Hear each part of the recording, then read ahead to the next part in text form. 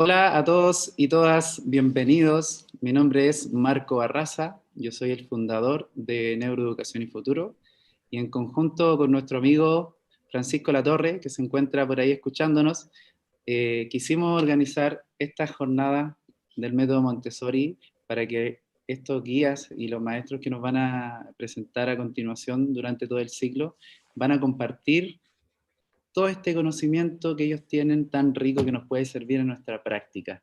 Así que dejo con ustedes al profesor para que él nos pueda contar quién es, ¿ya? Profesor español, Pedro Valenzuela.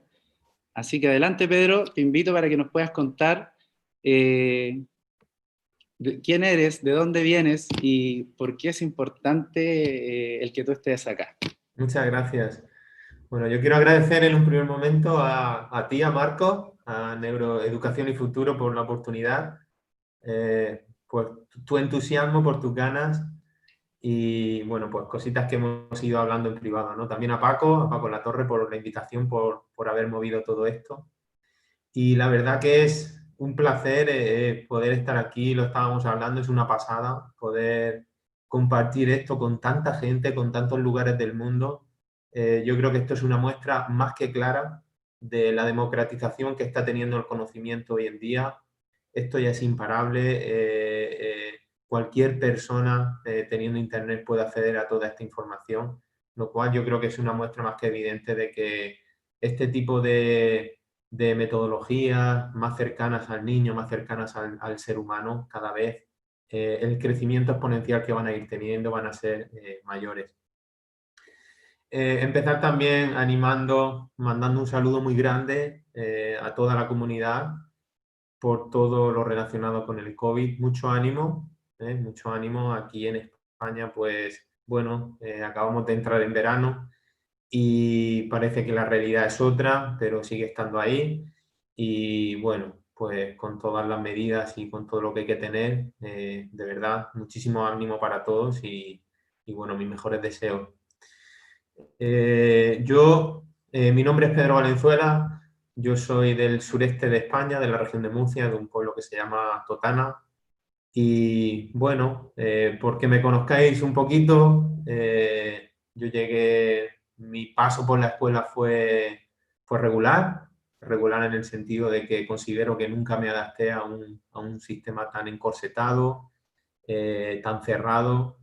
No sé, quizás tenía otras pretensiones, pero bueno, lo sorteé. Al final creo que me adapté bien a lo que el sistema me estaba pidiendo, que era que básicamente memorice una serie de textos y vomítalos al día siguiente y yo te diré si vales un 4, un 6, un 8 o un 10.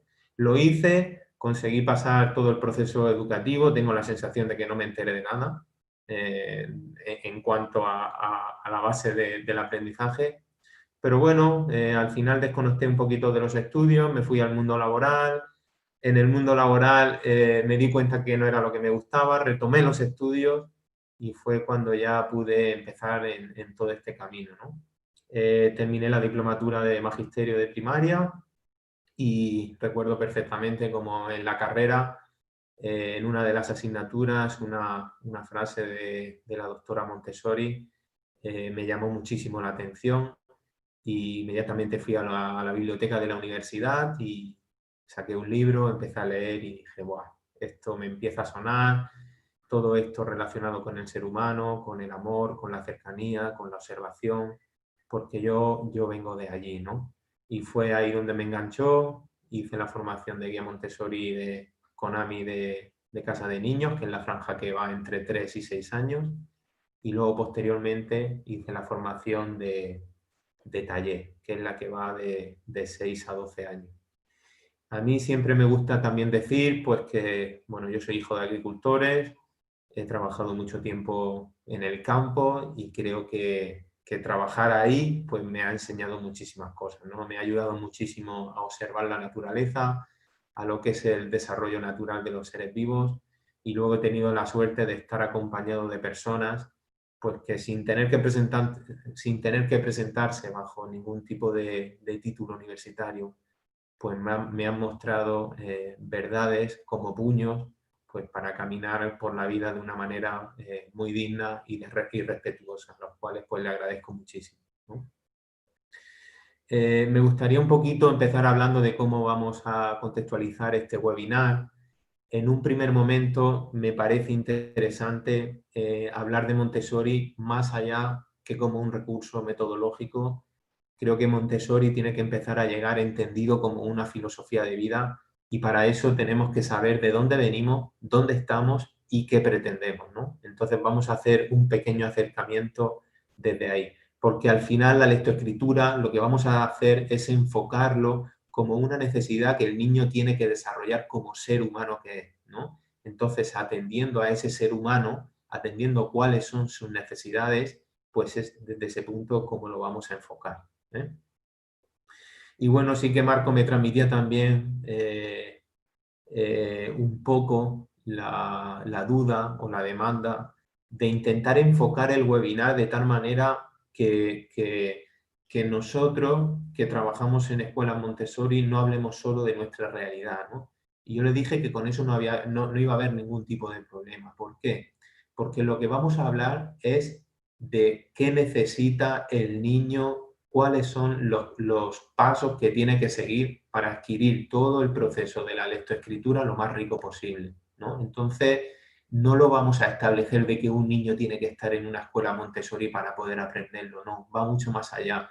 Vamos a hablar de conciencia fonológica, entrenamiento fonético. Entonces, a partir de esos conceptos es como vosotras, como vosotros, como educadores, como madres o padres, pues vais a poder acompañar estos procesos con los niños, ¿no? Entonces lo vamos a hacer en ese sentido muy accesible, ¿no? Como he dicho, estamos disfrutando de una era realmente bonita, realmente asombrosa, donde el conocimiento se está democratizando muchísimo y es cuestión de que toda esta riqueza la aprovechemos pues cuantas más personas mejor, ¿no? Y bueno, pues citando también a María Montessori, siempre me gusta empezar diciendo que yo creo que este es el momento del niño, es el siglo del niño.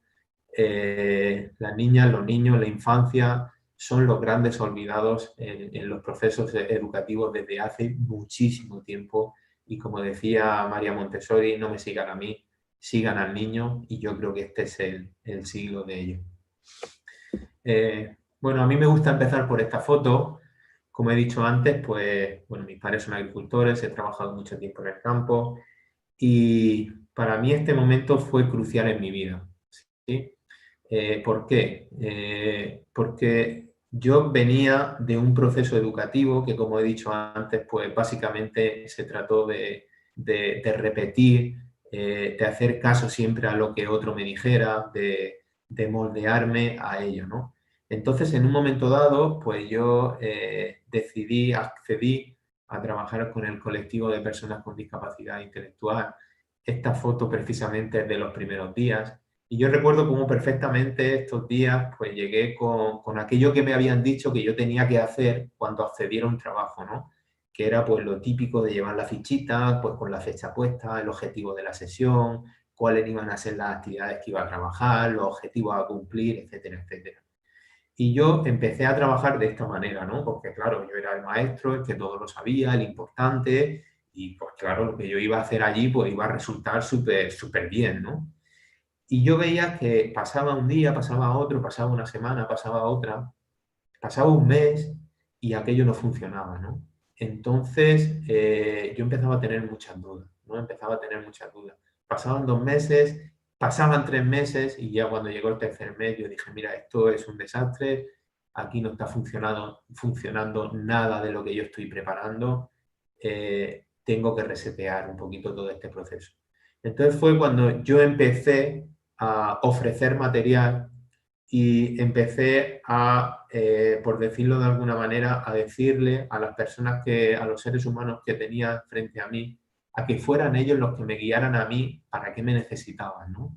Porque claro, nosotros enfocamos, digo nosotros, globalmente como hemos estado enfocando la educación de aquí atrás, como un proceso educativo en el que alguien va y cuenta algo que supuestamente le interesa a todos, ¿no? Pero yo creo que no es así, porque al final los 25 o 30 niños que tenemos delante, cada uno es un ser humano único y irrepetible, cada uno tiene unas necesidades diferentes y lo que tiene que hacer el educador es, en cierta medida, amoldarse y extraer aquella luz, aquel fuego que la niña, que el niño lleva en su interior, ¿no?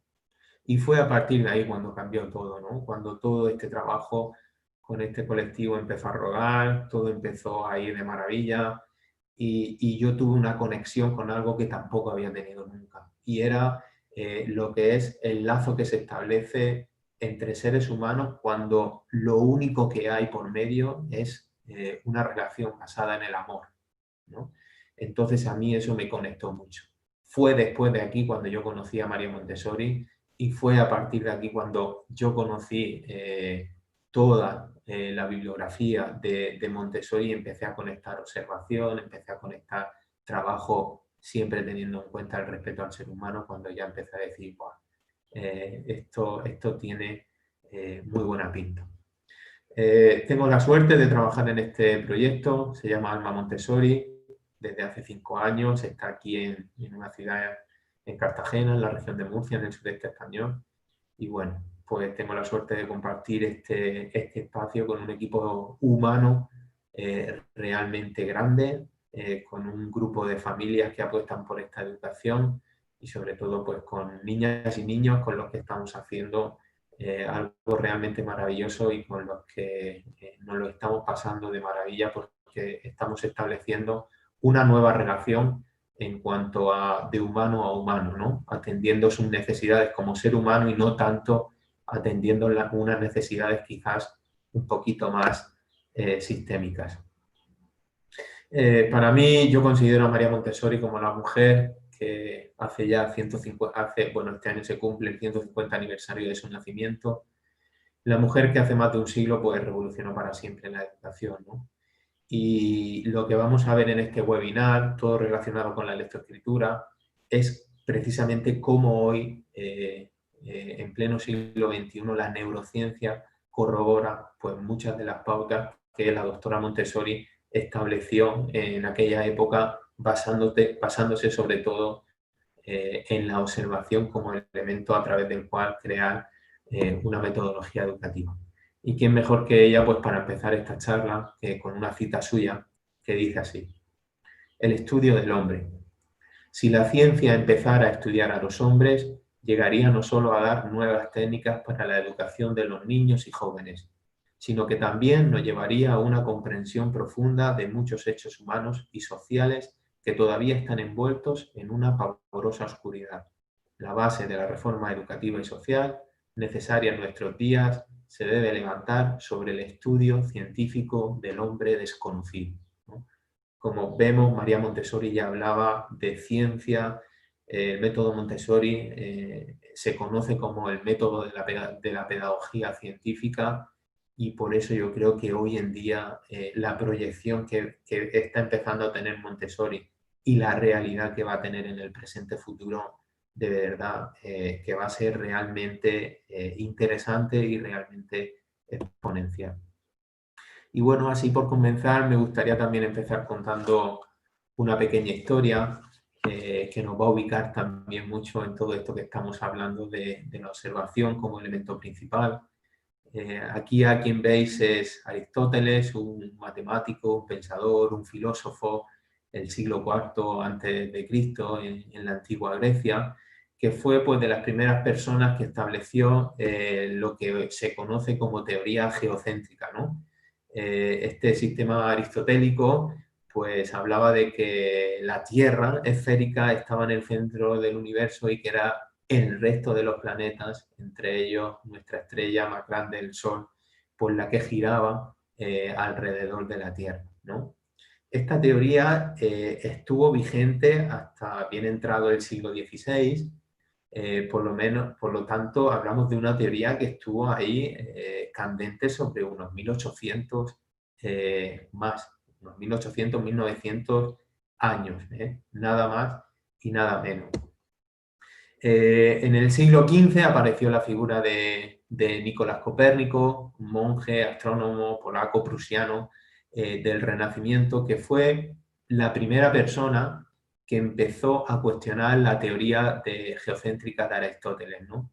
Copérnico ya hablaba de que según sus instrumentos de observación quizás eso no era como Aristóteles lo estaba diciendo, pero bueno, fue algo que se quedó ahí. Incluso en esa época ni los científicos ni la sociedad de la época aceptaron su modelo, que en ese momento fue realmente revolucionario.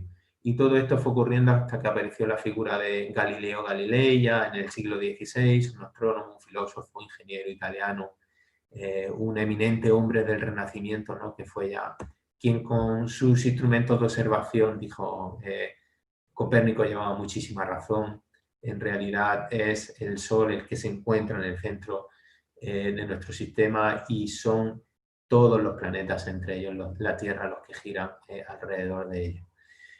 A Galileo esto le costó, como a Copérnico en su momento, todas las críticas de la sociedad.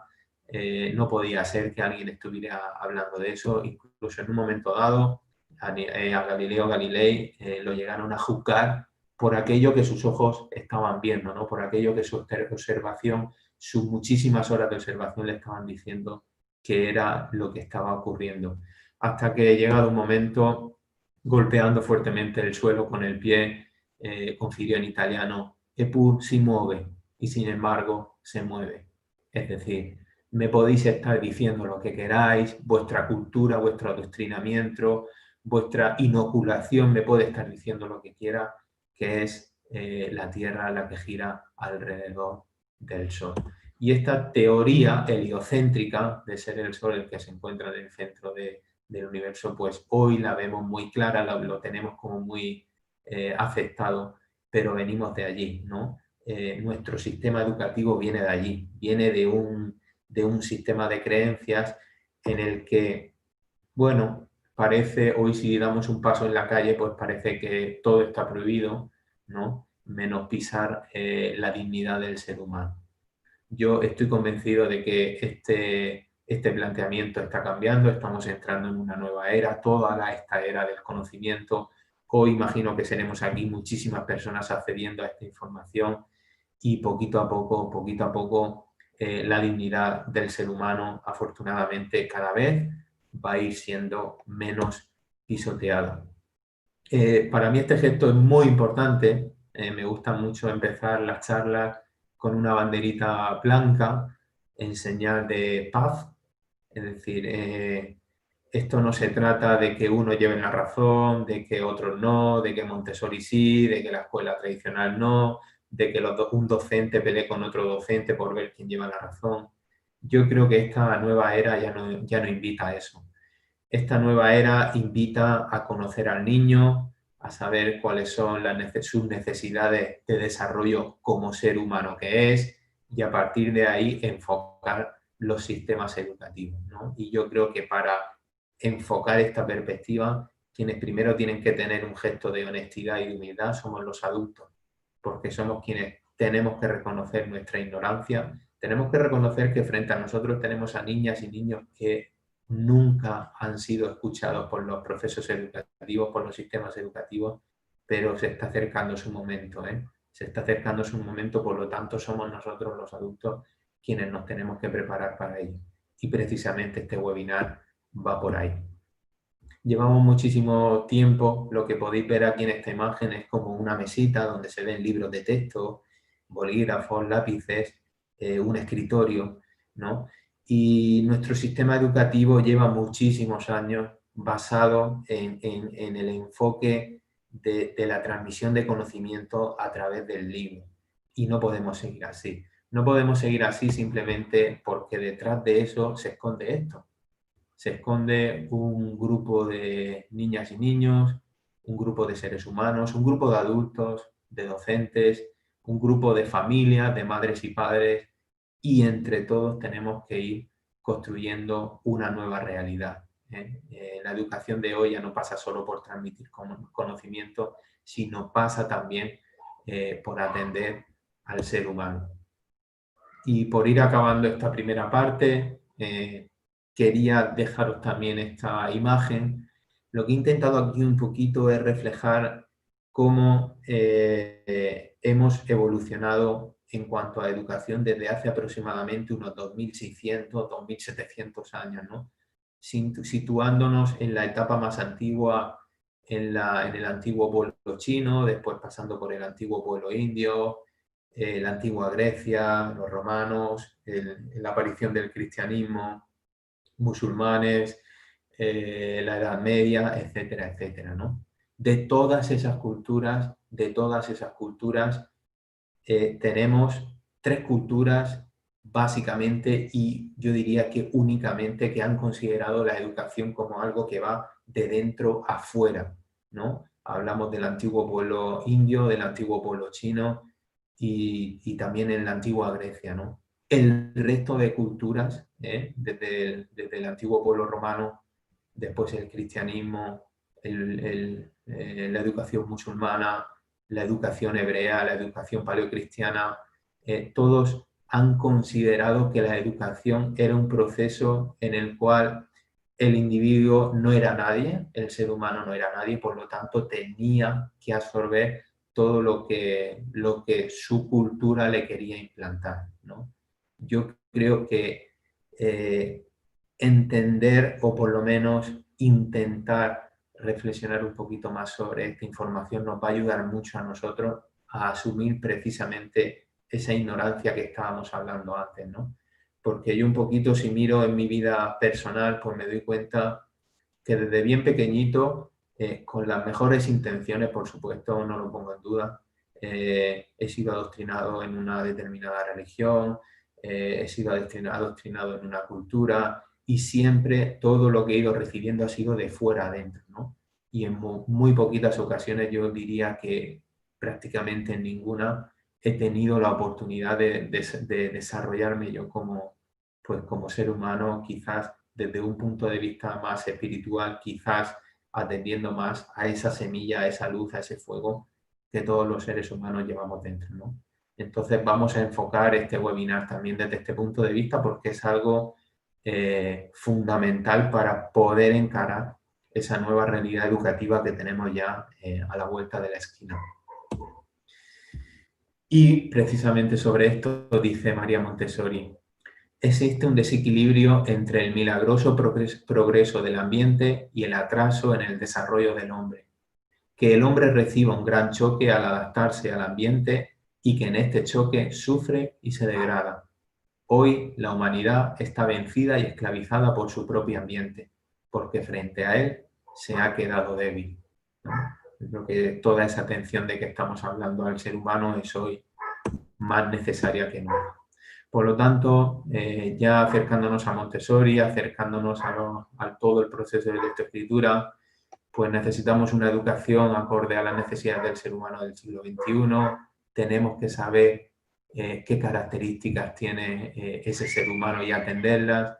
Montessori entendido como una educación que ayuda al ser humano en la construcción de su personalidad, pues un ser humano capaz de generar paz entre los hombres. Y por lo tanto consideramos a Montessori como una educación para la vida, siempre y cuando lo enfoquemos como una filosofía para la vida. Vamos a hablar de tres elementos principalmente: niño, adulto y ambiente preparado. Son los tres pilares sobre los que se establece la pedagogía y yo creo que esto lo vamos a explicar mejor con estos dos gráficos, ¿no? En este gráfico de la izquierda, donde pone viejo paradigma, pues hemos representado una viñeta del pedagogo italiano Francesco Tonucci, el cual viene a reflejar el modelo de educación sobre el cual se sigue estructurando la educación de hoy en día, basado en un modelo industrial de hace ya más de 250 años, al cual, pues como vemos aquí a la izquierda, llegamos cada uno con nuestro bagaje y en lo que el modelo nos invita es a pasar por un proceso mecánico al cual vamos recibiendo todos la misma información, vamos pasando todos por los mismos lugares y ese modelo lo que hace es sacar a un patrón de individuos pues muy moldeados con unas características muy similares. O bien sales por ahí o bien sales por este tubito de aquí que pone residuos, ¿no? A mí siempre me gusta decir, pues que yo si me tuviera que identificar con alguno de las dos salidas, yo me identificaría más por el de residuos, ¿no? Porque como he dicho anteriormente, sorteé todas las dificultades del sistema educativo, pero en realidad nunca me amoldé a él. Y ante eso, un nuevo paradigma que atiende a la niña y al niño, un nuevo paradigma que atiende también al adulto, donde el adulto tiene mucho que decir, donde esa transformación del adulto del que habla tanto la doctora Montessori es algo que empieza a formar parte de tu día a día, y luego con un ambiente preparado, con un aula que satisfaga las necesidades de desarrollo de la niña, del niño, en muchos aspectos, no solo en el académico, sino también, por ejemplo, en el espiritual, ¿no? Algo tan importante para nosotros. Dice María Montessori: sembrad en los niños ideas buenas, aunque no las entiendan. Los años se encargarán de descifrarlas en su entendimiento y de hacerlas florecer en su corazón. Esta frase, que parece muy filosófica, cuando empiezas a trabajar de esta manera te das cuenta que forma parte de tu día a día, y una de nuestras labores como educadores es precisamente esa: sembrar, sembrar, sembrar, cuidar, cuidar, cuidar, regar y empezar a cuidar esos brotes que van apareciendo, ¿no?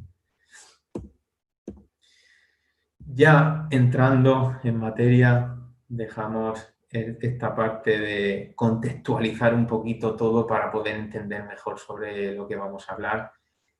Vamos a hablar del desarrollo del lenguaje en niños, casi antes del nacimiento, ya con 7 meses de embarazo ya empieza a haber teoría que nos dice que ya el niño ahí está escuchando, ¿no? Y sobre todo en la primera etapa de desarrollo, hablamos entre los 0 y los 6 años, ¿no? La habilidad para adquirir una lengua es una característica única y esencialmente humana.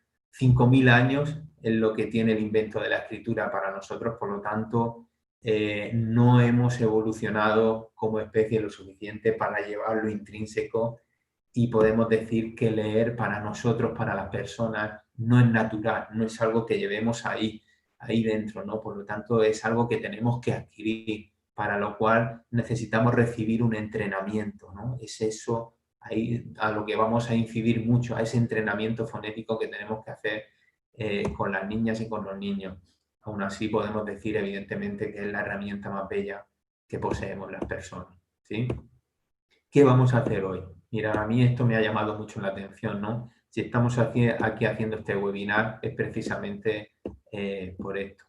Desde que yo comencé en la metodología, yo hice un entrenamiento con materiales, sobre todo, y a partir de ahí yo quise saber más, ¿no? Entonces me acerqué mucho a la neurociencia, también al desarrollo humano, pero bueno, en este caso estamos hablando de neurociencia, y empecé a ver cómo todos estos autores en sus libros, en sus bibliografías, hablaban de cosas que, sin referirse directamente a Montessori, algunos de ellos sí lo hacen, luego lo veremos, pero sin referirse directamente a Montessori, yo lo estaba aplicando en mi día a día, ¿no? También pasaba que iba a congresos educativos donde podía escuchar diferentes neurocientíficos hablando a un grupo de educadores de qué tenemos que hacer en nuestro día a día para que aprenda el niño. Y yo decía, pero es que muchas de esas prácticas yo las estoy llevando a cabo, ¿no? Y fue cuando empecé a recopilar esta información, y la verdad que los paralelismos que va habiendo cada vez más entre neurociencia y Montessori van siendo realmente increíbles. Vamos a empezar viendo este vídeo de Francisco Mora Teruel, un neurocientífico español muy reconocido, que nos va a empezar a contextualizar algo tan importante como es atender los periodos sensibles del niño. ¿Y qué es eso de los periodos sensibles? Y dentro de eso, los periodos críticos, o como yo les llamo, las ventanas plásticas. El cerebro no se desarrolla todo él al mismo tiempo, ni siquiera en funciones que estén relacionadas. No, hay tiempos en donde fundamentalmente es el máximo de maduración frente a otras áreas unas de otras, y es en ellas posiblemente desde la función, desde el aspecto funcional, que es donde hay que aprovechar esos tiempos para enseñar mejor. Eso es importante, muy importante. Y lo más importante es darnos cuenta que mientras que para leer no tenemos ventana plástica, para hablar sí. Y que mientras que durante el desarrollo necesitamos ventanas diferentes para las diferentes funciones sensoriales como también motoras, para otras no hay ventanas plásticas, es un nuevo mundo el que tenemos que aprovechar para transformar la educación, que realmente es el sustrato básico, la herramienta que tenemos que utilizar para transformar nuestro mundo humano. Eso es lo que ha ocurrido desde hace 10.000 años para acá. Porque hace 10.000 años éramos idénticos como Homo sapiens sapiens en cuanto a estructura cerebral y en cuanto a dotación genética, que no epigenética, claramente. Pero sí es cierto que ha sido el aprendizaje y la memoria y la educación lo que nos hace diferentes de alguien de hace 5.000 o 6.000 o 7.000 años. Nada más y nada menos, claro. Conocer eso, conocerlo solo, es importante, porque transforma nuestra forma de pensar, nuestra forma de ver el mundo, nuestra forma, yo diría, de entrar en esa nueva cultura que, como decía Steiner, la tenemos ya en la puerta.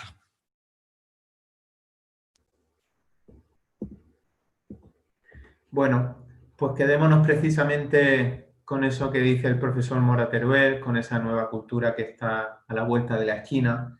Y quedémonos con algo muy importante que dice, cuando dice que para leer no tenemos ventana plástica, para hablar sí. Es decir, esto que estoy haciendo yo ahora, hablar, ya lo llevo incorporado en mis genes, pero no la lectura. Si la lectura no va incorporada en mis genes, es ahí donde tenemos que hacer un entrenamiento para poder adquirirla. Entonces, eso es lo que nos va a ocupar el webinar de hoy.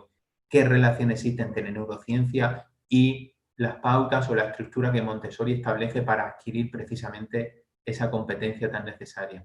Mirad, lo que veis aquí es un gráfico de los periodos sensibles, de lo que hablaba el profesor Mora Teruel, más importantes y su duración durante la etapa de 0-6. Bueno, sobre esto podéis investigar más, leer otro tipo de bibliografía, pero a mí yo sobre todo quería mostraros esta franja roja que nos habla del periodo sensitivo del lenguaje, que ocupa toda la franja desde 0 a 6 años. También podemos ver que ocurre lo mismo con el desarrollo sensorial, que son cosas a trabajar muy importantes en esa franja de edad. ¿Esto qué nos dice? Nos dice que ese entrenamiento fonético, esa adquisición de la lectura, debe ser entrenado desde que el niño nace.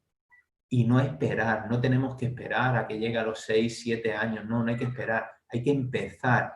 Y el niño irá adquiriendo poquito a poco, irá progresando poquito a poco en la adquisición de esta competencia. Y ahora, progresivamente, vamos a ir viendo recursos para ir trabajando la adquisición de esta competencia lectora, ¿no?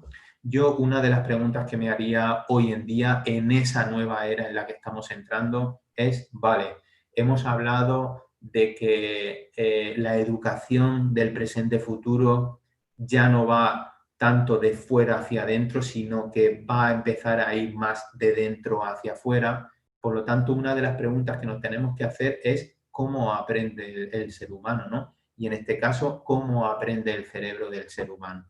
Para eso, pues yo he preparado aquí un vídeo de David Bueno y Torrents, que es un profesor de aquí de la Universidad de Barcelona, que explica claramente esto.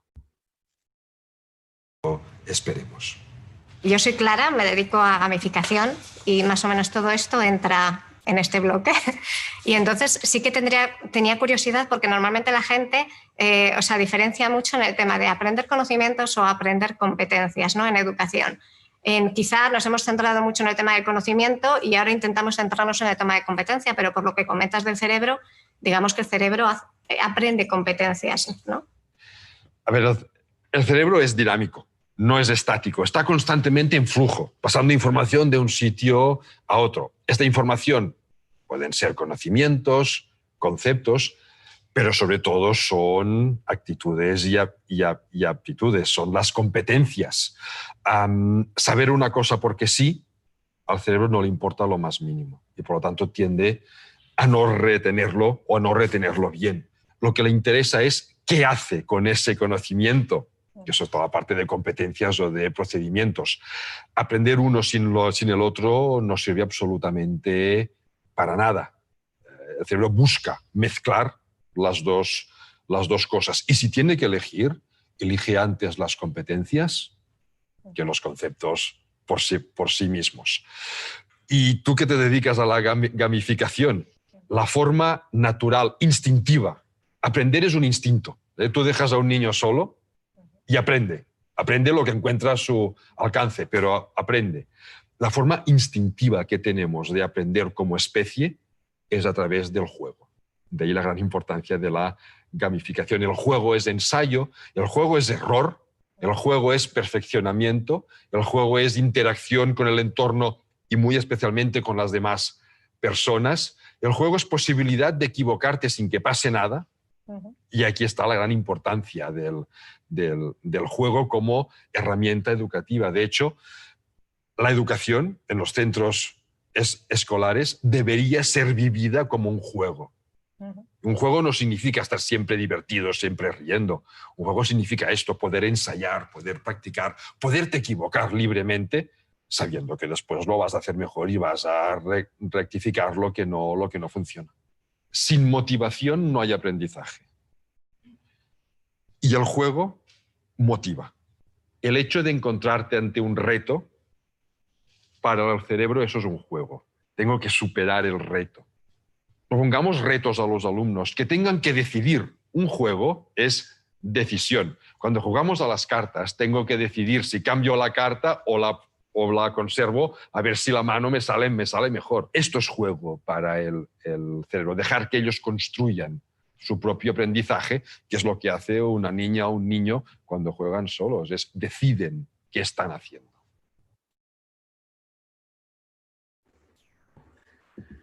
Bueno, yo creo que es súper interesante todo lo que dice. Nosotros nos vamos a quedar aquí en esa diferencia entre contenidos o competencias, ¿no? Ya nos ha dejado bien claro que trabajamos por competencias.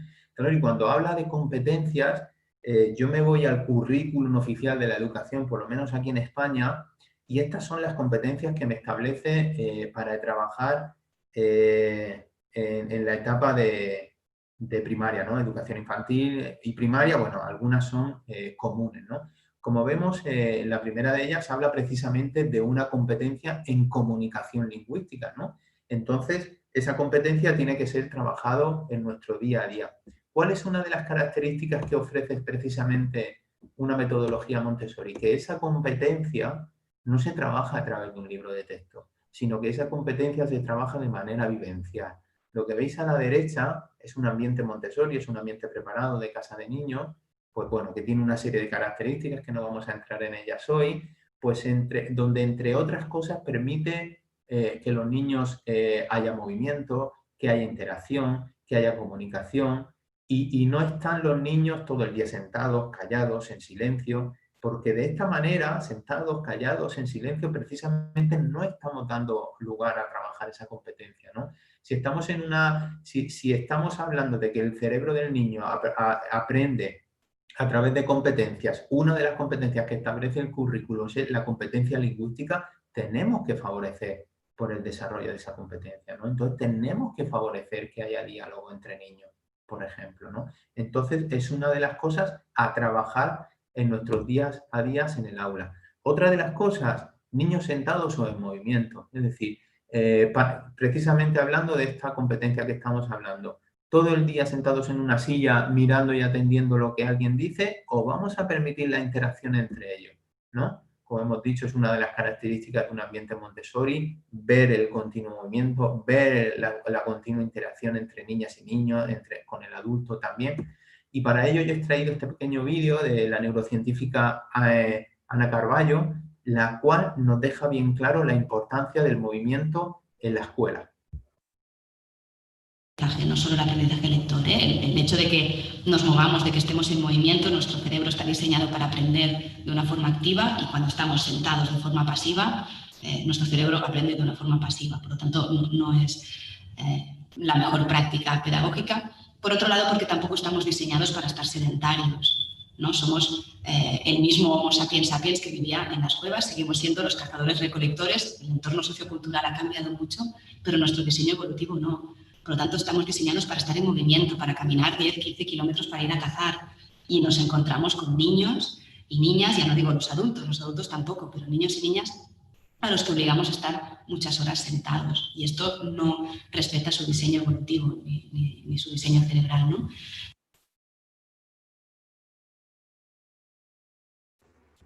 Bueno, pues ya vamos dando pistas, ¿no? Ya vamos hablando de características que tiene que tener la escuela de hoy, que tenemos que tener en nuestro día a día, precisamente para que esta competencia lingüística se vaya adquiriendo de la mejor manera posible.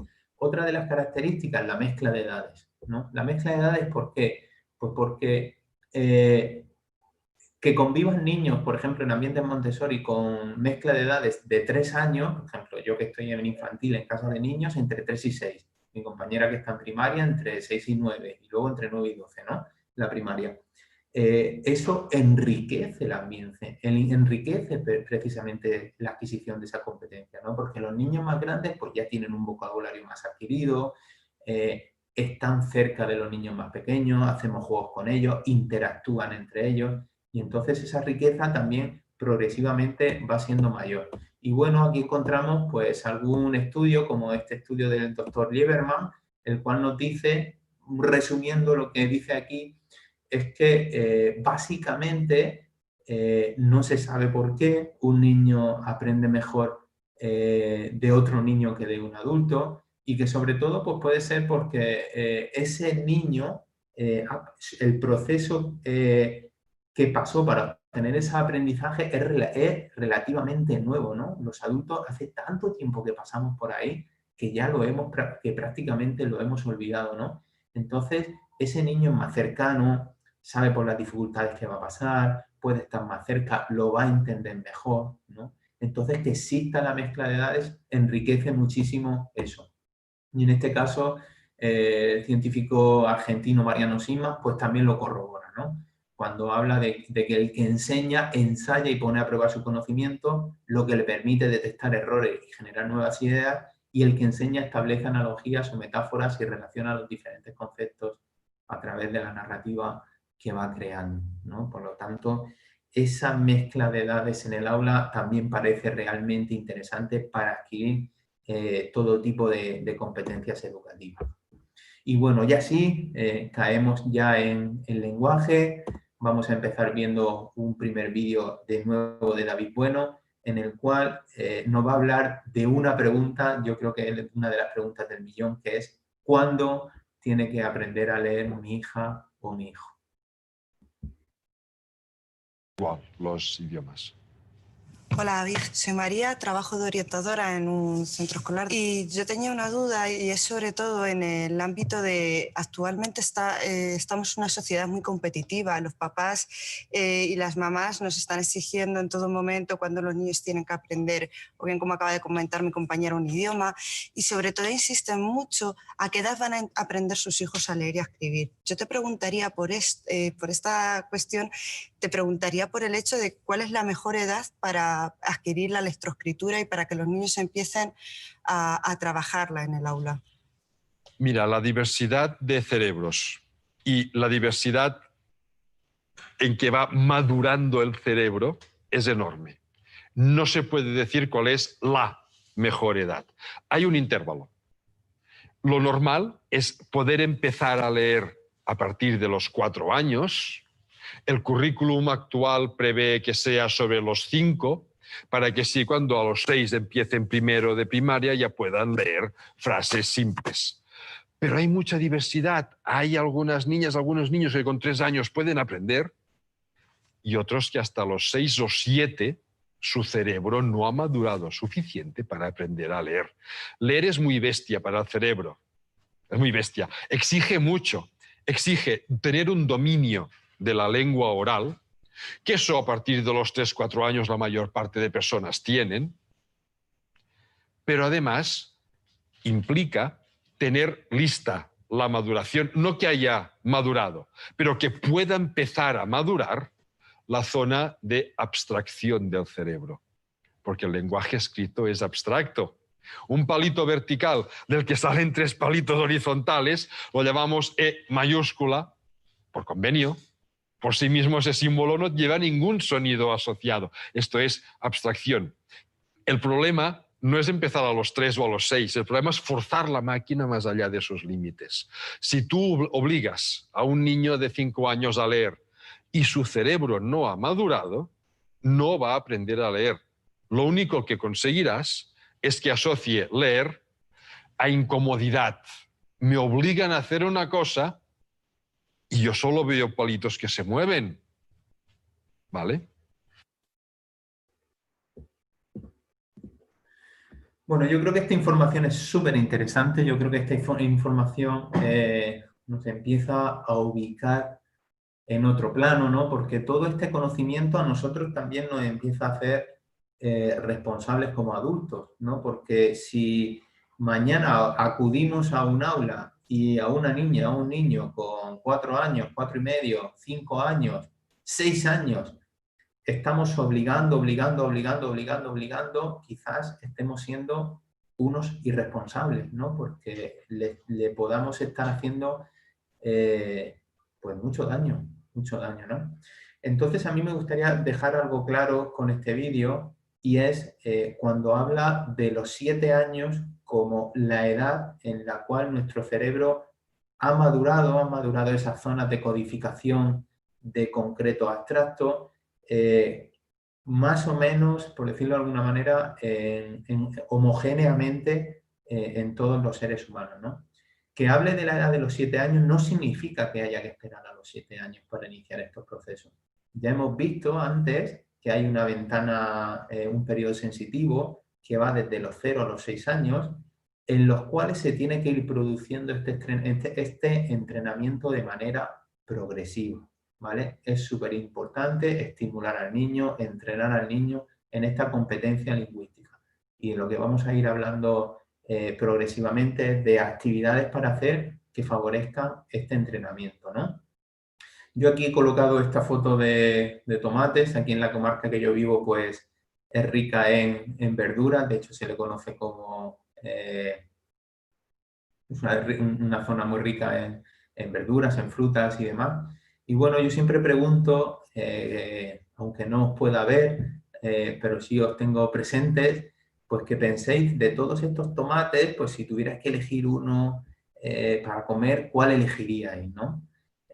Yo creo que mayoritariamente elegiríamos un tomate rojo, ¿no? Y luego me gusta preguntar también qué haríamos con los otros, ¿no? ¿Qué haríamos con los verdes? ¿Los tiraríamos o los dejaríamos que siguieran madurando, ¿no? Yo creo que prácticamente todas y todos dejaríamos que siguieran madurando porque estamos convencidos de que si los seguimos cuidando, al final se convertirán en un gran tomate rojo, ¿no?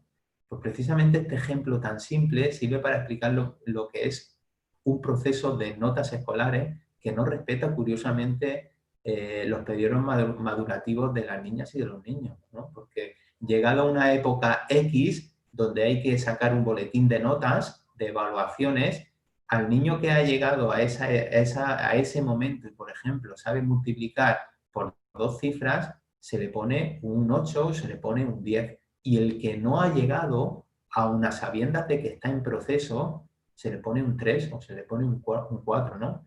Y es algo realmente peligroso y preocupante, porque desde bien pequeñitos le estamos diciendo a muchas niñas, a muchos niños que no valen, que sus procesos no valen para nada, cuando precisamente están en proceso de conseguir todo, ¿no? Entonces, esto forma parte también de esa nueva era a la cual nos enfrentamos los adultos, ¿no? De atender al niño, de saber qué necesidades de desarrollo tiene para, partiendo de ahí, nosotros como educadores, como adultos, pues poder satisfacerle. Vamos a hablar mucho de conciencia fonológica, de ese entrenamiento fonético. Todo lo que viene aquí en esta imagen es un estudio de Sanagan y Lonigan del año 2010. Básicamente, ¿qué es la conciencia fonológica? ¿De qué se trata? Es la decodificación de nuestro alfabeto, es decir, conocer todos los sonidos de nuestro alfabeto. ¿Por qué? Porque nuestro idioma es fonético, es decir, nosotros necesitamos saber el sonido de las letras para progresivamente ir uniendo sonidos. Esa unión de sonidos irá formando una palabra a la cual nosotros como cultura le hemos dado un significado, ¿vale? Así es como aprende nuestro cerebro, de manera fonética. Esto también se ve reflejado en las 3 etapas de Jutta Fried, una psicóloga británica que en el año 85 establece las 3 etapas por las cuales debe pasar todo ser humano para tener una buena adquisición del proceso de la lectoescritura. Hablamos de una primera etapa que se conoce como logográfica o pictórica. Bueno, yo he puesto aquí una imagen de la Coca-Cola porque creo que es una imagen a nivel mundial. ¿Qué es la etapa pictórica? Pues si vamos a imaginar que estamos, por ejemplo, un grupo de adultos y que hay un bebé, ¿no? Y que nosotros, pues, cuando vamos a comer, pues siempre ponemos una Coca-Cola encima de la mesa y cuando hablamos de ese objeto, siempre nos referimos como Coca-Cola, ¿no? ¿Qué hace el niño? El niño, la niña, empieza a identificar esa imagen, ese logotipo, con un sonido, ¿no? Entonces, llegado un momento, le podemos preguntar a esa niña o a ese niño, ¿y la Coca-Cola? ¿Y la Coca-Cola? Y es posible que la señale, ¿vale? A mí también me gusta siempre comentar que yo tengo un amigo que en su momento se pensaba que su hija con 1 año, por hacer ese gesto, ya sabía leer, ¿no? Y no es que supiera leer, es que estaba precisamente en esta etapa en la cual estaba reconociendo una imagen con un sonido, ¿no? Perfecto, estaba transitando por ahí. La segunda etapa, la fonológica, que es lo que hemos hablado precisamente antes, decodificar nuestro abecedario fonéticamente, es decir, conocer los sonidos de nuestro abecedario para después unir sonidos y formar palabras y adquirir la competencia lectora. Y una tercera etapa que es la ortográfica, es decir, nosotros llega un momento que nuestra lectura es fluida, nosotros ya no leemos fonéticamente, sino que ya tenemos una caja de letras, una estructura mental adquirida, la cual nos permite, pues, decodificar de una manera más rápida un texto, ¿no? Entonces, esas serían las 3 etapas que nos presenta Jutta Fried, ¿no? Respecto a la adquisición de la lectoescritura. Y veremos también como estas 3 etapas, aunque son del año 85, hoy siguen estando muy vigentes en bibliografía relacionada en cómo aprende, en cómo adquirir la competencia lectora por parte de los seres humanos. Entrando en materia, ¿cómo vamos a hacer ese entrenamiento fonético? Es decir, esto que vamos a explicar, nos tenemos que quitar ya de la cabeza que únicamente lo puedes hacer si formas parte de una escuela Montessori, porque no es así, ¿vale? Vamos a dar diferentes tips o diferentes alternativas, estrategias, de tal manera que yo pueda acompañar ese proceso con mis alumnas, con mis alumnos, con mi hija, con mi hijo, con los niños, ¿no? Atendiendo a esa etapa entre 0 y 6 años. Vamos a empezar haciendo un entrenamiento fonético rico. Lo puedo hacer ya con la lectura de cuentos, con bebés. En bebés yo ya puedo empezar a dedicar cuentos para esa etapa, ¿no? De tal manera que empecemos a establecer ese vínculo, esos momentos que compartimos con un libro presente. Podemos trabajar con nomenclatura. ¿Qué son nomenclaturas? Las nomenclaturas son estas tarjetitas que veis aquí a la izquierda, donde establecemos imagen y conjunto y una palabra, ¿no? Que luego decodificaremos que es un grupo de sonidos, ¿no? Pero de esta manera vamos dando también, le vamos poniendo nombre a todo lo que tenemos a nuestro alrededor. Podemos hacer jueguecitos de este tipo de tarjetas, pues, para explicar las cosas que hay en un parque, este juego de tarjetas para explicar medios de transporte, para explicar frutas, para explicar verduras, para explicar elementos que tengo en mi casa, de tal manera que el enriquecimiento del vocabulario de la niña, del niño, pues vaya siendo cada vez mayor. ¿Cómo podemos hacer esto también con niños pequeños? Con conversación, conversando con ellos, leyendo adivinanzas, trabalenguas, leyendo poesías, haciendo juegos de sonidos, el típico veo, veo. Veo, veo, una cosita empieza por el sonido A. No empieza por la letra M, sino empieza por el sonido M. Esto es súper importante, no decir el nombre de las letras. Tenemos que decir el sonido de las letras. ¿Por qué? Porque nuestro idioma es fonético, necesitamos decodificar fonéticamente, necesitamos saber el sonido de nuestro abecedario, ¿no? Entonces, toda esta primera parte es muy importante trabajarla en las primeras edades. ¿Qué vamos a hacer después?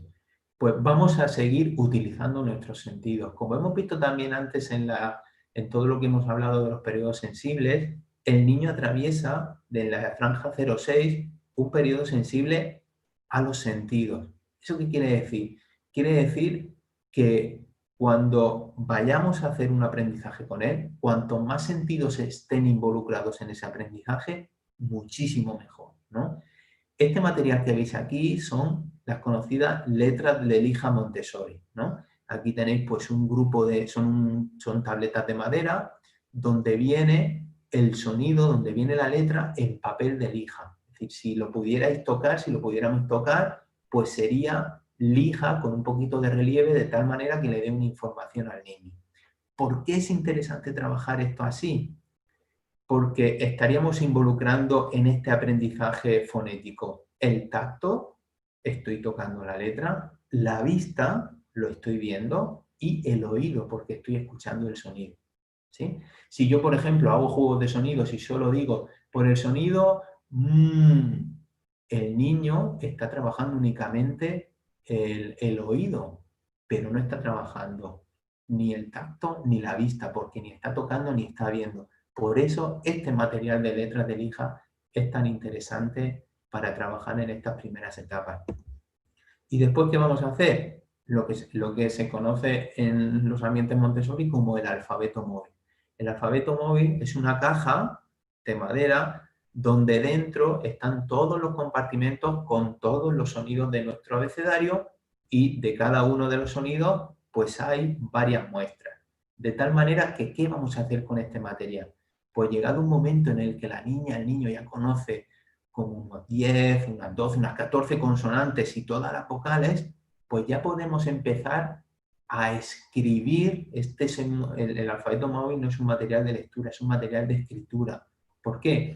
Porque la niña, el niño no tiene todavía la motricidad fina para poder representar esos sonidos, esas cosas que tiene en la cabeza en papel. Entonces le vamos a dar la oportunidad a través de este alfabeto móvil de que coja los sonidos y que empiece a unir sonidos y a hacer composiciones, ¿no?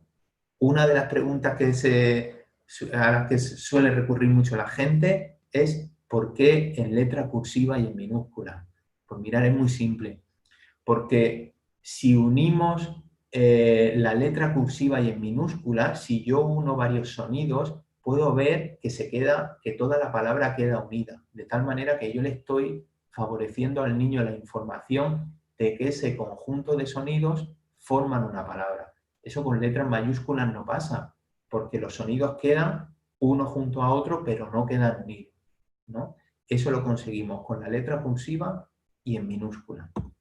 Después, ¿a qué pasaríamos? Bueno, este material de resaque metálico lo utilizamos en los ambientes Montessori para que los niños pues empiecen a hacer sus primeros trazos sobre papel, empiecen a trabajar esa pinza, empiecen a trabajar con el lápiz, empiecen a enriquecer ese tipo de movimientos, ¿no? Una vez que ya hemos escrito con el alfabeto móvil, llevamos mucho tiempo trabajando de manera indirecta el enriquecimiento de la muñeca, el fortalecimiento de la mano, el trabajo de la pinza. Pues llegado un momento en el que el niño ya ha trabajado con el alfabeto móvil, ya ha decodificado muchos sonidos, pues le podemos dar la oportunidad de empezar a traspasarlos a pizarras, ¿no? En un primer momento, como veis la pizarra de la izquierda, son pizarras totalmente diáfanas, sin ningún tipo de pauta. ¿Qué queremos con eso? Queremos que el niño no tenga presión, queremos que la niña empiece a dibujar trazos de manera libre, son sus primeros pinitos con la escritura, que no sienta que el adulto ya la encorseta, ¿no? Porque no tiene todavía esa motricidad fina para poder hacerlo, entre comillas, bonito ni perfecto, ¿no? Entonces vamos a darle esa libertad. Y progresivamente existen otro tipo de pizarras para poder ir pautando un poquito más todo ese proceso de escritura. Y ya al final, pues también con papel pautado, con lo que se conoce como la pauta Montessori, pues podremos ir escribiendo, ir traspasando esta información a papel, ¿no? Entonces, Estas dos diapositivas sí que son muy importantes a la hora de entender cómo funciona todo el proceso de lectoescritura, empezando por ese entrenamiento fonético, involucrando a cuantos más sentidos mejor en ese conocimiento de los sonidos, pues para poder enriquecer, para que esta competencia lingüística pues sea lo más enriquecedora posible. Hemos hablado que el alfabeto móvil es un material de escritura, no es un material todavía de lectura, esto hay que dejarlo muy claro. Y entonces ante eso, si nosotros trabajamos la lectura, en los ambientes Montessori trabajamos la lectura después de la escritura, ¿lo estamos haciendo bien? Pues mirad, en esta información, en este libro muy conocido aquí, un libro que nosotros hemos estudiado en la universidad, hemos leído en la universidad, de José Moraes, que se llama El arte de leer, nos dice: leer una palabra es reconocerla. Escribirla es evocarla y recordarla. Y el recuerdo exige disponer de toda la información. Los ejercicios tempranos que consisten en escribir las letras contribuyen a familiarizarse con ellas y a su reconocimiento. Por lo tanto, si con el alfabeto móvil le estamos dando al niño la oportunidad de escribir, de empezar a escribir, aún no teniendo el trazo fino, sino de empezar a escribir con letras en este primer momento, estamos contribuyendo a que se familiarice con esos sonidos y a su reconocimiento. Por lo tanto, en este caso, la ciencia vuelve una vez más a apoyar las prácticas que llevamos a cabo en este proceso. Como hemos dicho antes, no enseñar primero el nombre de las letras, no caigamos en ese error, no tiene ningún sentido. La letra M, cuando yo le digo al niño, a un niño pequeño, no le digo esta es la M, sino le digo este es el sonido. Es importante que el niño mire mi gesto de la boca y que repita conmigo el sonido, ¿no? Porque esto es algo también que tenemos que trabajar. ¿Por qué no es importante? Pues mirad, yo aquí he escrito mamá. Si nosotros decodificamos esta palabra, si lo hacemos por el nombre de las letras, diríamos M-A-M-A. Pero nosotros cuando nos referimos a mamá no decimos M-A-M-A, sino decimos mamá. Y mamá está compuesto por un grupo de sonidos, ma-a, ¿vale? Que posteriormente será un conjunto de sonidos silábicos y posteriormente sería ya un conjunto de sonidos como la tercera etapa de Uta Frith, que nos decía que es ortográfico, ¿no? De tal manera que vemos esto y nosotros ya adultos somos capaces de reconocerlo como mamá, ¿vale? Y en esta parte vamos a hablar de un libro al cual yo recomiendo, El cerebro lector, de Stanislas Dehaene. Stanislas Dehaene es un neurocientífico muy reconocido y cuyos estudios relacionados con el aprendizaje de la lectoescritura son muy famosos, ¿no? ¿Y cuál fue mi sorpresa cuando leyendo este libro? Pues pude, una vez más, como he dicho anteriormente, pues corroborar que muchas de las prácticas que nosotros estamos llevando en nuestro día a día, científicos de esta envergadura, de estas características, pues lo avalan, ¿no? Nos dicen que el aprendizaje debe ser así. Concretamente, cuando se pregunta qué le puede recomendar la psicología y la neurociencia en el aprendizaje de la lectoescritura, nos dice: convertir letras en sonidos es una etapa esencial en la adquisición de la lectura, lo cual nosotros lo hemos visto en la diapositiva pasada cuando hemos estado hablando de todo lo que tiene que ver con el entrenamiento fonético.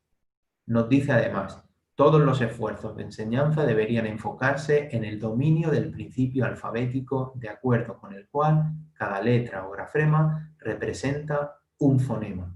Es decir, todo lo que hemos hablado también de decodificación de nuestro alfabeto fonéticamente, de conocer todos los sonidos. Nos dice también: en el jardín de infantes, en educación infantil, los escolares se benefician cuando juegan con las palabras y con los sonidos que lo componen. Todo ese enriquecimiento que hacemos en la primera etapa de hacer muchos juegos, de hacer juegos de sonidos, de conocer nomenclatura, en este sentido. A nivel visual, nos dice también, pueden aprender a reconocer y trazar las formas de las letras, que es algo que hemos visto cuando hemos trabajado con las letras de lija precisamente. Y ya en un momento dado hace una mención a Montessori cuando dice el método Montessori, que requiere que los niños sigan letras de papel de lija con la punta del dedo, suele ser de gran ayuda en esta edad temprana.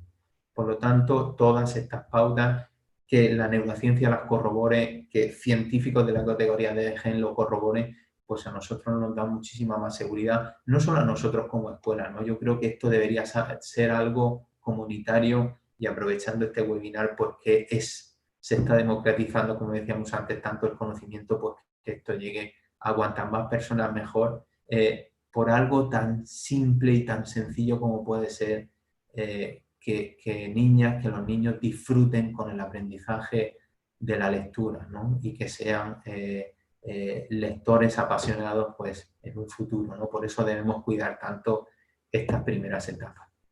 Bueno, esto es una imagen de la letra de lija, como hemos dicho anteriormente. Y por acabar esta parte, un estudio de 3 científicas, de Teinturiel, de Baldois, de Moset, 3 científicas francesas, que nos hablan en este caso de por qué hacer el trazo de izquierda a derecha, ¿no? De trabajar de izquierda a derecha con los niños. Y nos dicen: la atención visoespacial es de importancia prioritaria para el desarrollo normal de la lectura. Las buenas habilidades de decodificación no provienen solo de asociaciones entre letras y sonidos del habla. Las letras también deben ser percibidas en su orientación apropiada, en la localización espacial justa y en su orden correcto de izquierda a derecha. Nosotros, cuando invitamos a los niños a trazar las letras de lija, lo hacemos siempre de izquierda a derecha. Pero una de las características, si algún día visitáis un ambiente Montessori, es que cuando el guía Montessori es el adulto Montessori, el maestro Montessori, le presenta un material a una niña o a un niño, muchos de sus movimientos son siempre de izquierda a derecha. ¿Qué pretendemos con esto? Precisamente trabajar en este entrenamiento, ¿no? En mostrar el material siempre de izquierda a derecha, de tal manera que el niño vaya adquiriendo también estos movimientos, ¿no? Los cuales la ciencia pues los vuelve a corroborar. Bueno, la letra de lija de antes, el alfabeto móvil que también hemos visto. Estamos acabando ya esta segunda etapa, perdón. Bueno, yo aquí he querido poner un ejemplo de cómo una niña o un niño trabaja en ese primer momento de manera fonética, ¿no? De todas las palabras que ha escrito, me gustaría hablaros de la cuarta, la que pone ventilador. Ventilador, efectivamente, se escribe con la letra V, ¿vale? Pero en este primer momento en el que el niño está escribiendo de manera fonética, nosotros le permitimos que escriba ventilador con B. ¿Por qué? Porque es un momento muy sensible en el que el niño está adquiriendo esta competencia fonética y nosotros no la queremos interrumpir por nada del mundo, sino que la queremos acompañar. En días posteriores o la semana siguiente podremos empezar a trabajar en esas características más de nuestro idioma, ¿no? Pero en un primer momento hay que dejar al niño que trabaje, que dé rienda suelta a todos esos sonidos que acaba de conocer, a lo que significa expresar todos esos sonidos con el alfabeto móvil, con letras, ese inicio a la escritura, que es una manera indirecta de iniciarse también en la lectura. Entonces queremos custodiar mucho ese momento, ¿no? De tal manera que veamos en su rostro pues un niño feliz, un niño que vemos que ha conseguido algo, ¿no? Y queremos acompañarlo en ese momento. Entonces yo invitaría a todos los adultos a mucho cuidado con esto, ¿eh? No podemos estar continuamente, una niña o un niño adquiere un conocimiento y el adulto enseguida estamos encima para decirle no, es que eso tiene que ser de otra manera, ¿no? Porque si no, al final se van a sentir frustrados, ¿no? Entonces vamos a dejarle, hay tiempo de hacer correcciones gramaticales, hay mucho tiempo en el camino para poder hacerlo, ¿eh? Bueno, pues vamos a ir acabando y ahora pues yo le daré la palabra a Marco por si tiene alguna pregunta. Y ya para acabar, pues esta parte ya más dedicada a nosotros como adultos. Nosotros como adultos pues llevamos una pesada mochila, lo hemos visto anteriormente, somos hijos de una educación que nos ha adoctrinado, que nos ha condicionado, que apenas si nos ha tenido en cuenta como seres humanos. Por lo tanto, uno de los primeros pasos que tenemos que dar, para mí el primer paso es reconocer nuestra ignorancia, reírnos, porque nos tenemos que reír del momento, darnos cuenta de lo que somos realmente, porque va a ser la mejor manera que desde un punto de vista muy honesto y muy humilde podamos encarar un nuevo proceso, ¿no? Para poder construir algo nuevo, primero tenemos que derribar aquello que llevamos que no tiene ningún sentido. Bueno, a mí me gusta también mucho leer a Bauman. Bauman hablaba mucho y habla mucho en su bibliografía de lo que es una sociedad líquida, una modernidad líquida. ¿Por qué? Porque todo este trabajo que hemos estado hablando de entrenamiento fonético, como habéis visto, abarca edades muy amplias. Estábamos hablando de 0 a 6, en la franja que yo trabajo entre 3 y 6. Por lo tanto, no esperéis resultados a corto plazo, porque no van a pasar. Esto se trata de sembrar, de sembrar, de sembrar, de acompañar, de disfrutar con los procesos, ¿no? Y precisamente esto no concuerda con la sociedad en la que vivimos hoy en día, donde todo es tan rápido, donde queremos resultados de todo cortoplacistas, ¿no? Que queremos obtener resultados ya. Esto no funciona así, ¿no? Son procesos que precisamente si estamos viendo que en el ser humano lo va a adquirir de una manera que no es natural para nosotros, sino que necesitamos de un entrenamiento, por lo tanto necesitamos también de tiempo. Y esto es algo que tenemos que incorporar a nuestro día a día, y esto forma parte de algo que tenemos que desechar de nuestra mochila. Nosotros trabajamos así, trabajamos a fuego lento, los verdaderos guisos, como lo hace mi madre, como lo hacía mi abuela, pues se hacen así, se hacen a fuego lento, ¿no? Y aquí es cuando se disfruta la comida, ¿verdad?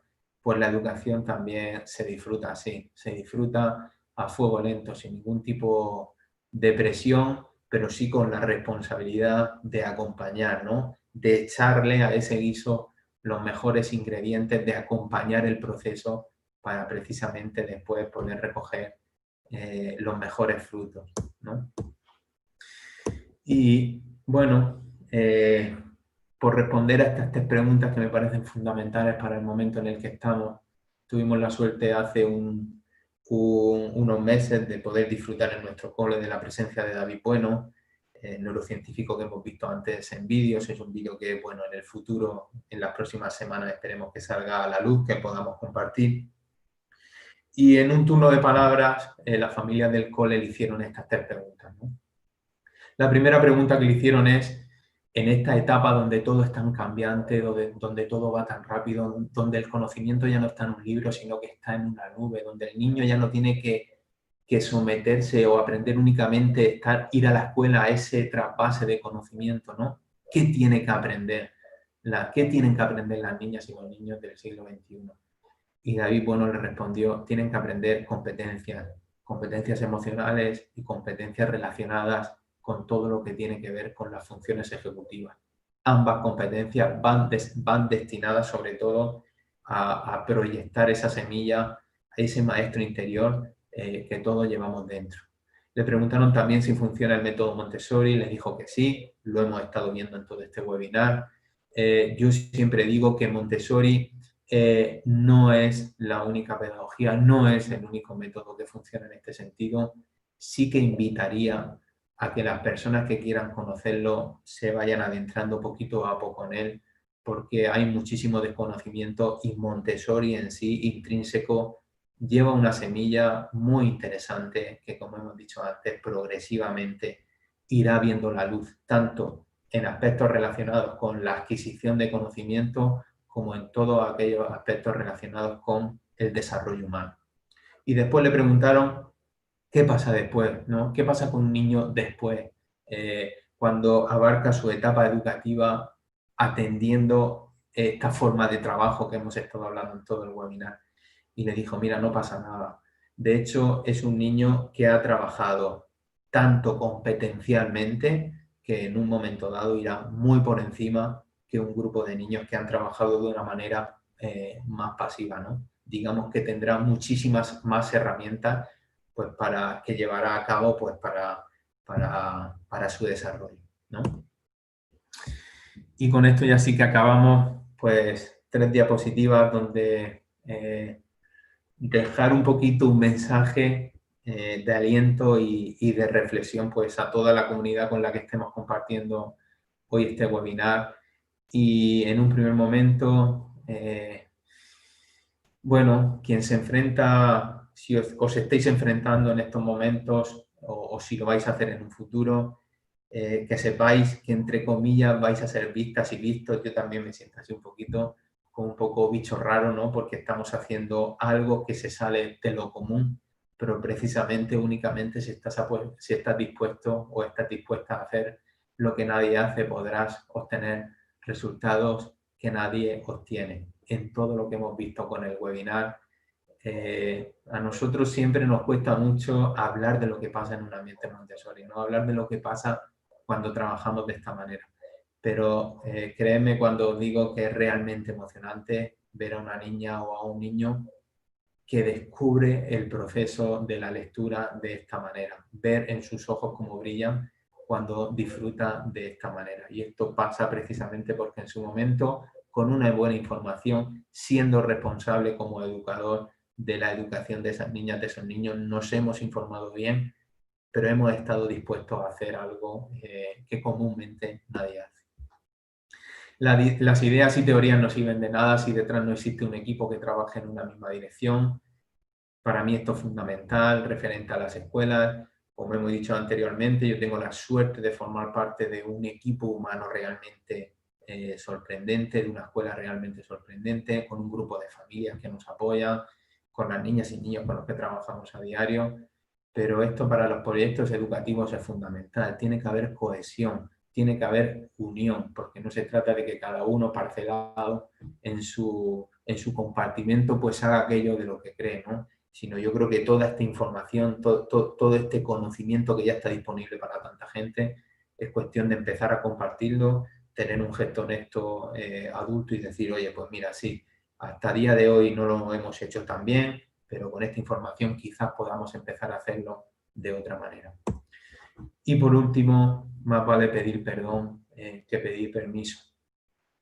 Con todo lo que estamos viendo, yo he llegado a un momento, siendo muy humilde, le puedo decir a un adulto, a una madre, a un padre, mira, te puedo pedir perdón por no estar trabajando con tu hija, con tu hijo de la manera que tú quieres, pero no te voy a pedir permiso, ¿vale? ¿Por qué? Porque me he documentado, me he informado y aquello que yo estoy haciendo con tu hija, aquello que yo estoy haciendo con tu hijo, creo que es lo más óptimo, ¿no? Siempre partiendo desde un punto de vista responsable. Y con esta diapositiva yo ya sí termino. Yo quería dejar aquí un poquito pues mis coordenadas, ¿no? Por si tenéis alguna duda, alguna pregunta, pues que queráis escribir y las podremos hablar. Y luego pues en el cartel de la izquierda pues comentaros un proyecto que tengo, que íbamos a hacer vivenciar en escuelas y en congresos educativos, que yo estoy convencido que lo vamos a volver a retomar cuando pase todo esto. Pero bueno, que hemos preparado una pequeña fiesta que queremos llevar a cabo el lunes 31 de agosto de este año de 2020, día que coincide con la celebración del 150 aniversario del nacimiento de la doctora Montessori. La armonía entre cerebro, aprendizaje y desarrollo humano, pues lo que vamos a hacer es recopilar, pues toda esta información que hemos estado hablando en cuanto a cerebro, en cuanto a aprendizaje, en cuanto a conocimiento y en cuanto a desarrollo humano, pues que una metodología como Montessori, un método educativo como Montessori, pues puede darle sí, ¿no? Entonces, pues quedáis invitadas, invitados, ahí tenéis la página web donde aparecerá la información llegado el momento y ojalá que lo podamos disfrutar juntas. Y yo ya me voy a callar porque llevo muchísimo tiempo hablando y entonces pues nada, le voy a pasar la palabra a Marco, agradeceros, de verdad, os doy las gracias, para mí es muy emocionante compartir todo esto con tanta gente, me siento muy afortunado, me siento muy agradecido y ojalá os haya sido útil. de verdad. Os mando un abrazo muy grande, pues a todas y a todos. Así que, Marco, ya comparto contigo. Bueno, Pedro, muchísimas gracias. Te voy a hacer un feedback y te voy a leer un poco lo que nos han estado escribiendo las personas que están viendo en estos momentos. Nos comentan que es una muy buena presentación, hay muchos mensajes positivos para ti, muy interesantes, y dentro de ello hay algunas preguntas que me gustaría, si tú nos puedes orientar. Ok. Yo creo que todos van a estar agradecidos si nos puedes entregar tu mirada. Y una de ellas la realiza Alejandra Cadena y dice, ¿recomiendas combinar Montessori con otras estrategias didácticas? Bueno, es una pregunta muy interesante, ¿eh? Yo creo que a Alejandra le voy a poder responder hablando desde mi propia experiencia educativa, ¿no? Cuando yo llegué a este mundo hace unos 5 o 6 años, en España esta revolución de la educación, digamos, alternativa, por decirlo de alguna manera, es relativamente nueva, pero hace 5 o 6 años empezaron a construirse muchos proyectos, ¿no? Entonces, cuando yo iba a visitarlos, claro, yo ya me estaba formando como Montessori, y cuando yo iba a visitarlos, de pronto veía que tenían un poquito de Montessori, un poquito de Waldorf, un poquito de Reggio Emilia, un poquito del método Suzuki para música. Es decir, tenían un poquito como un supermercado de la educación alternativa, ¿no? Entonces, yo la pregunta que le haría a este tipo de proyectos hoy en día es, ¿tenéis ese tipo de cosas porque conocéis de todo y habéis decidido apostar por ello? ¿O porque no conocéis de nada y habéis puesto de todo un poco, ¿no? ¿Por qué? Porque este proceso que nosotros hemos hablado respecto a cómo nosotros o cómo Montessori estructura el aprendizaje de la lectoescritura, ¿tiene que ser solo así? No, no tiene que ser solo así. Es decir, si yo estoy añadiendo cosas que favorezcan esta adquisición fonética de la niña, del niño, este trabajo de enriquecimiento de vocabulario, etcétera, etcétera, puedo ir cogiendo cositas de donde sea, ¿vale? Pero sí que es interesante seguir un patrón lógico en cuanto a la adquisición de la lectoescritura. Fantástico. Carolina Santiago nos comenta y nos pregunta si un niño que tiene una filosofía Montessori se adaptaría a una escuela tradicional. Esa es la pregunta que hemos contestado de las 3 preguntas que nos hicieron las familias, que le hicieron, mejor dicho, a David Bueno, la tercera era precisamente esa, ¿no? ¿Qué pasa después, no? Entonces David Bueno le dijo, mira, no pasa nada. Dice, evidentemente va a tener un mes y medio raro de adaptación, el cual tenemos todos los adultos, pero cuando pase ese mes o ese mes y medio, esa niña, ese niño, va a tener... está entrenado en tantas habilidades, en tantas competencias, que a partir de ahí va a volar, ¿no? Va a volar. Además, nos realizan algunos comentarios, te están entregando los agradecimientos. Muchas gracias, maravillosa presentación. Me preguntan si la presentación quedará. Sí, estará acá en el canal para que la puedan revisar. También los invito a revisar la página web de Pedro, en donde él, me imagino, tiene todo su material y nos puede compartir otras cosas maravillosas. Creo que es una gran oportunidad la que tuvimos hoy, donde todos aquellos que somos parte de un modelo más tradicional, tú nos entregaste una mirada que podemos integrar. Así que yo creo que eso es el fin de poder generar esta instancia, de poder compartir, de poder conocer y además también poder articular, ¿cierto? Y este conocimiento, entregarlo de forma libre y de forma abierta. Así que muy agradecido, Pedro. Te siguen entregando las felicitaciones y los agradecimientos. Después tú podrás ver el chat en vivo para que puedas conocer cuál fue la apreciación de esto. Así que creo que llegamos al final. No sé, Pedro, si tú quieres comentar algo más o estamos...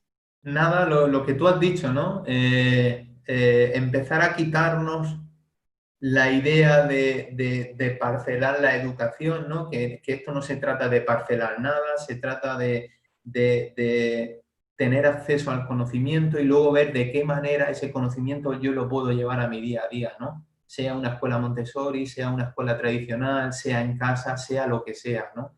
Yo creo que eso es un trabajo que tenemos que hacer nosotros los adultos porque somos nosotros los que tenemos que ser proactivos en ello, ¿no?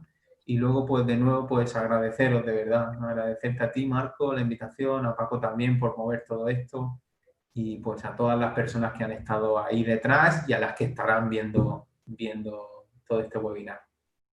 Por supuesto, me quiero quedar con algo que dijiste tú que es muy importante y yo siempre lo rescato, y es esto, todo lo que hacemos en lo que es educación y en general, siempre hay un equipo grande detrás, un equipo que tiene que creer, que tiene que cambiar. Así Entonces, es. este trabajo colaborativo, como tú mencionas, me parece fantástico esa mirada, hay muchas cosas que se pueden integrar. Los quiero invitar a volver a revisar este webinar, donde ustedes van a poder aclarar las dudas que se presentaron.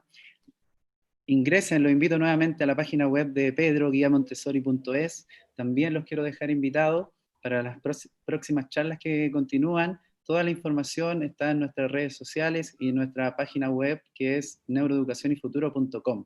Así que muchísimas gracias y nos estamos despidiendo hasta la próxima. Y recuerden, transformar tu mente para transformar la educación. Gracias.